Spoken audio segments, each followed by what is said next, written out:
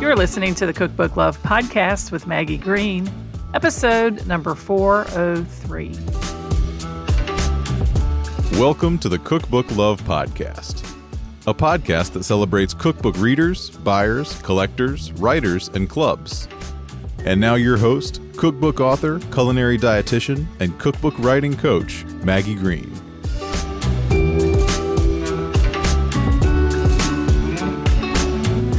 Hi, everybody. Welcome back to another episode of the Cookbook Love Podcast. How's everybody doing today?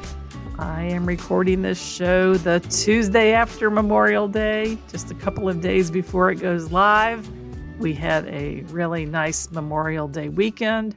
Our two sons were in town attending a wedding, and we got to see quite a bit of them and enjoy some things around town here in Cincinnati for Memorial Day. And then on Monday, the sun came out after a weekend of rain, and we had spent some time in the yard planting flowers and getting to put some stuff on the grill for a little cookout. I made strawberry shortcake and used a book that we talked about in a previous episode, which I'll link below. The book was called Baking for Two, and I wanted to make strawberry shortcake, but I didn't want to make like 12 shortcakes, so I found a recipe in Baking for Two for a scone that I modified, turned it into some little shortcakes, baked it on my countertop, in my countertop oven, and it worked out perfect.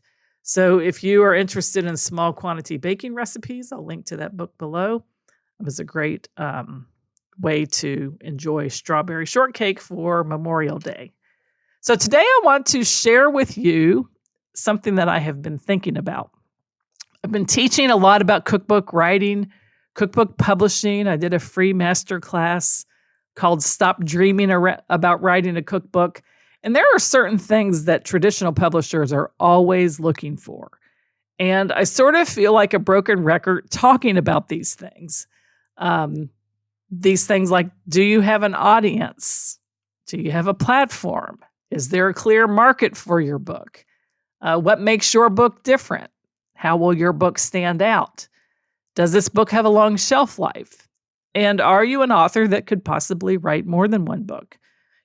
You know, when publishers are going to publish you, they are investing in you and your book, and they're hoping to make a profit.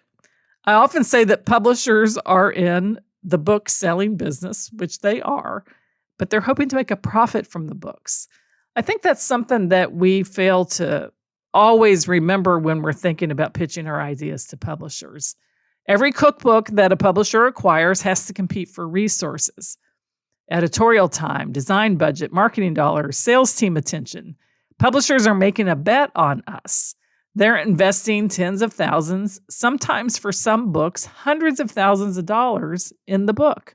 And like any investor, they want to know if they are going to make their money back with some interest. So there are two things that publishers generally don't have at the top of their list for things that they are worried about related to the author, but are often two things that the author is more worried about than the publisher is. Now, it's not that the publishers aren't concerned about these two things, but they're not the two things that are actually going to sell the book to the publisher. Okay? So again, for selling your book to your publisher or for writing a really clear self-published book, be sure that you know who your book is for, the audience it's for, and the engagement that you have. You want to know why they want to write the book, why they want to buy the book, what the market for the book is, the size of the market, if there's a pain point you're solving, how you can reach this market for selling the book, where your book fits on the bookstore shelf.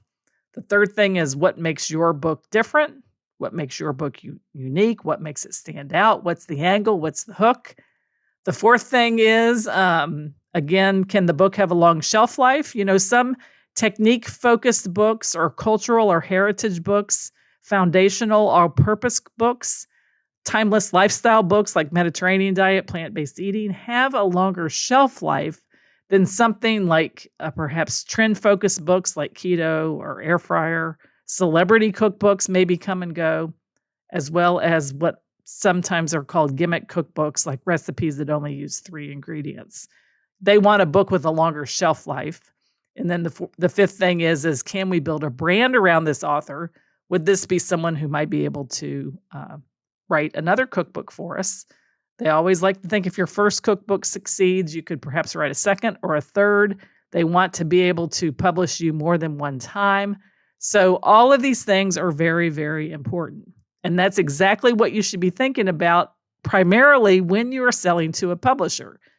But there are 2 things, like I mentioned, that we sometimes worry more about than we should. Number 1 is the recipes. Now, don't get me wrong. You can't write a cookbook and not have good recipes. But the recipes are going to matter more to the reader than they are to the publisher.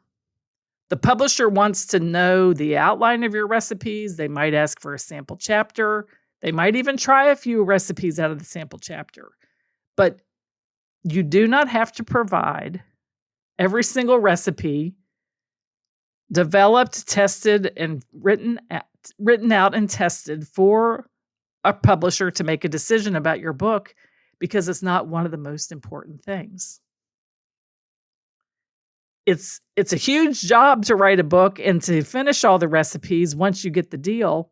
But to get the deal, the recipes are not going to make or break the proposal, and they're not going to make or break whether you get a book deal. In fact, I think one of the best things about a cookbook proposal is you get to dream about what you might want in your book. You get to put together a really nice annotated table of contents for this book that you're pitching. And you get to write just one sample chapter, and you don't have to worry about writing anything else.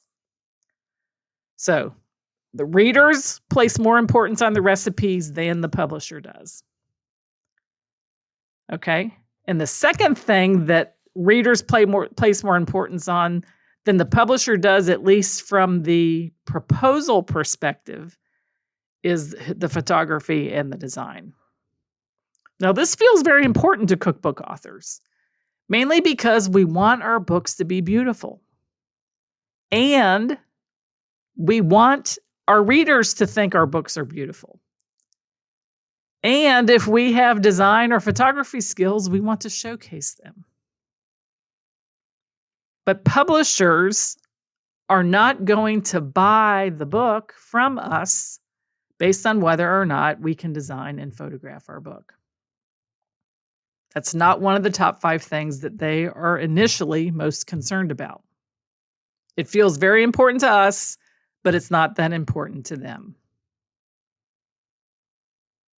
Again, your audience, your platform, the market for your book, a problem you might be solving for your reader, your positioning for your book, your angle, your book's shelf life, your long-term success as an author, those are the things that a publisher is more interested in you expressing to them in writing for a proposal than all of your recipes or your ability to design or photograph a book. So that doesn't mean that you don't need to worry about writing recipes or that you don't need to worry about design and photography. And this is where I want to make a little bit of shift in what I'm talking about. I have taught over the years a recipe writing class. Usually teach a 5-part class all about recipe copyright law, recipe development, recipe writing, recipe testing. We go into all the things about recipe writing. I've interviewed recipe writers on the show. I've interviewed people who have written recipe writing guides. It's so important for a cookbook to be able to write recipes. Do not get me wrong. But it's not going to make or break whether you sell your book to the publisher. Okay. The second thing is that cookbook design and photography is important for the book, But again, it's not going to actually be one of the key things that sells your idea to a publisher. But I haven't taught as much about design and photography, mainly because I don't really consider it to be my strong suit. I've talked to book designers on the show, and I have decided to offer a special live workshop all about cookbook design and photography for cookbook publishing. We are going to talk primarily in this class, taught by a cookbook design and photography expert, an art director for a cookbook publisher. She's going to talk all about, from a publisher's perspective, what the author is expected to do related to design and photography for traditional publishing. And then we are going to talk about art direction and design and photography for self-published projects.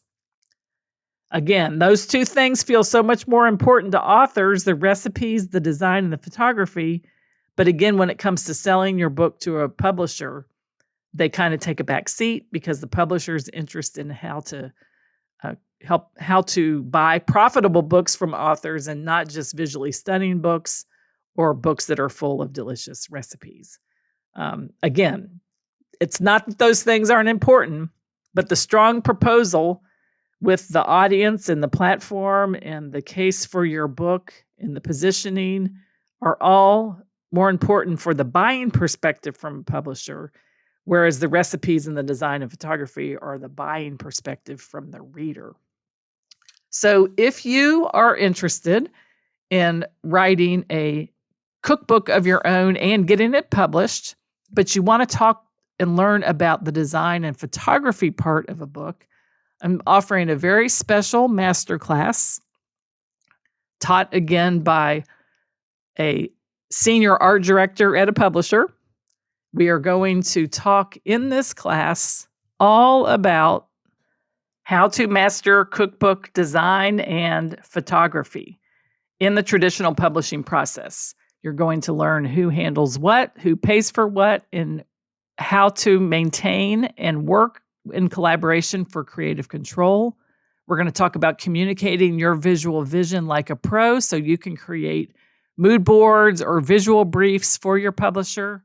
We're going to talk about professional standards and publisher expectations so you can position yourself as a credible, informed, and publisher-ready author. There will be time for live question and answer, as well as access to the recording of the workshop. In addition, I am offering a special bonus where you will get my 5-part live recipe writing training so that in this workshop, you will have training about everything related to what's important to the cookbook reader, the recipes for the book, and the visuals and photography. So if you are interested in signing up for this masterclass, How to Master Cookbook Design and Photography, a workshop on cookbook visual direction, styling, and professional standards, I dropped a link below in the show notes. I would love to have you there. Again, the class is on Wednesday, June the 3rd, 2026 at 12 o'clock noon Eastern. You do get a recording for the class if you can't make it live, but I would highly encourage you to show up live so that you can get your questions answered with clarity about your unique cookbook publishing situation. So that is kind of a interesting way to think about our cookbooks. What the readers want, what the publishers want, and what we as cookbook writers need to provide for the publisher to get the book deal and for the reader to have a very beautiful book full of delicious recipes. But the focus in the beginning is getting the publisher to buy the book for the book deal or getting the book prepared for self-publishing. And this workshop on cookbook design and photography is going to help you with that in terms of visual direction. And then the recipe writing workshop will help you with writing the recipes that you know that your readers are going to love and that uniquely belong to you. Again, the link is below in the show notes, and I would love to have you there. So that is it for today's episode of the Cookbook Love Podcast. This is your host, Maggie Green. And until next time, have a great day and keep loving your cookbooks. Thanks for listening to the Cookbook Love Podcast. You can find out more information at www.cookbooklove.co.